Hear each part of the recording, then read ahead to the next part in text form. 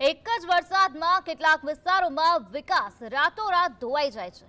એવું કંઈક બન્યું છોટાઉદેપુરના ક્વાંટ તાલુકામાં અનરાધાર વરસાદને કારણે મોટી સાંકળ નજીક આવેલા ઝાલાવાડ ગામનો કોઝવે ધોવાઈ જતા રસ્તો સંપૂર્ણપણે બંધ થઈ ગયો, જેના કારણે પ્રસૂતા મહિલા, તેનું નવજાત બાળક અને આરોગ્ય કર્મચારીઓ વચ્ચે સંપર્ક તૂટી ગયો હતો।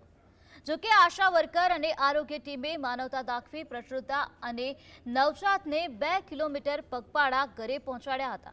આ કામગીરીમાં આશા વર્કર કૈલાસબેન જયરામ રાઠવા સહિત આરોગ્ય કર્મચારીઓએ ભારે વરસાદ અને મુશ્કેલ પરિસ્થિતિ વચ્ચે ફરજ પ્રત્યેની નિષ્ઠા અને માનવતાનું અનોખું ઉદાહરણ રજૂ કર્યું। જોકે સ્થાનિકોએ પ્રાથમિક સુવિધાને લઈને સત્તાધીશો સામે રોષ ઠાલવ્યો। ભારતીય જનતા પાર્ટી બૂમો પાડીને 30 વર્ષના શાસનમાં એવું કહે છે અમે વિકાસ કર્યો છે, અમે વિકાસ કર્યો છે। આ કવાંટ તાલુકા મથકથી માત્ર 5 કિલોમીટરના અંતરે આવેલો આ બ્રિજ છે, જે છેલ્લા 3 વર્ષથી ધોવાઈ જાય છે, છતાં તંત્ર કોઈ ધ્યાન આપતું નથી। અહીંયા પાઇપ મૂકીને નાળા બનાવી દેવામાં આવે છે, પરંતુ આ જગ્યાએ અતિશય પુલની આવશ્યકતા છે।